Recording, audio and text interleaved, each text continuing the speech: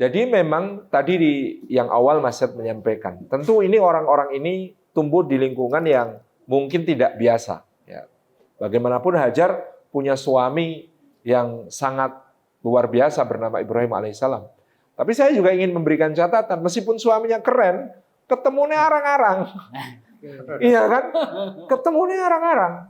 Dan yang kemudian terhubung dengan pertanyaan kedua tadi adalah bagaimana Hajar juga menyiapkan generasi berikutnya, yaitu Ismail alaihissalam, yang dalam kisah kurban ketika kemudian ditanya bapaknya, "Fangdur madza tara, coba kemukakan pendapatmu kalau aku bermimpi bahwa aku diperintahkan menyembelihmu."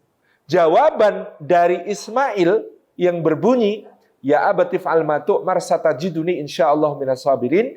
Wahai ayahku tersayang, lakukan semua yang diperintahkan Allah kepadamu, engkau akan mendapati aku insya Allah termasuk orang-orang yang sabar. Ini pasti bukan jawaban dia personal, tapi hasil didikan ibunya. Orang kadang-kadang mengira, oh Nabi Ismailnya keren. Loh keren bisa jawab begini, pasti ini didikan ibunya. Wong bapaknya itu baru berkunjung lagi setelah itu. Lama banget gak ketemu. Ini siapa yang bisa kemudian membuat dia bisa menjawab seperti ini? Pasti ibunya, Mae gitu ya. Pasti mak. Jadi itu yang kemudian kita lihat sebagai sebuah poin plus dari para emak adalah mereka bukan hanya mengukir peradaban lewat kiprah mereka sendiri, tapi bisa mengukir peradaban dengan menyiapkan generasi berikutnya dengan sangat intensif untuk menjadi pembawa peradaban yang lebih besar lagi. Dan itu artinya emak-emak ini berpotensi punya pahala jariah yang jauh lebih panjang daripada usia biologisnya. Jadi ya mungkin kemarin sudah lihat Muhammad Al-Fatih, peran ibunya luar biasa.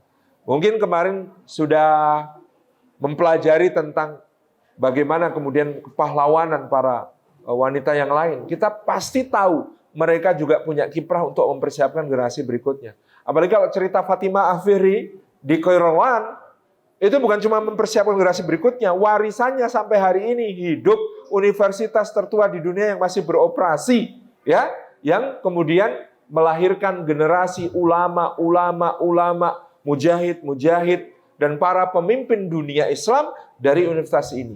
Itu sampai sekarang eksis. Jadi saya kira ini tidak menjadi sesuatu yang kontradiktif pada emak-emak. Bagaimana kemudian mereka berjuang mengukirkan kepahlawanannya, mengukirkan peradaban, sekaligus mempersiapkan generasi penerusnya untuk berada di dalam satu pewarisan semangat yang sama, membawa peradaban. Yang paling enak itu memang begitu. Ibu-ibu ya ngurus aulia sambil bawa anaknya dan dengan asyik memperkenalkan kepada anaknya. Nih loh nak, luar biasa. Makanya saya kalau pamit sama anak itu, kita pilih kosakata terbaik. Assalamualaikum nak, iya bah mau kemana? Abah mau berjuang nak. Tanamkan kalimat itu sebagai sesuatu yang kemudian sangat-sangat membuat bersemangat sejak sekarang. Mau berjuang nak. Berjuang apa, Abah?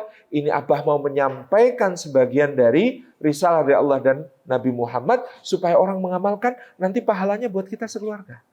Nanti orang jadi baik, kita dapat pahalanya. Oke, Bah, selamat jalan. Adik juga berjuang ya di rumah. Labib juga berjuang. Aku berjuang apa, Bah? Di rumah jadi anak soleh, bantu Umi, jangan bikin repot, dan jangan rewel. Oke, tos. Ada proses di mana mewariskan nilai. Mak ini kemana mak? Cari duit buat kamu. Kalau kalimatnya cari duit buat kamu, memangnya yang buat dia berapa persen? Dibandingkan harga skincare berapa persen? Tapi coba kalimat, nak, bunda mau berjuang.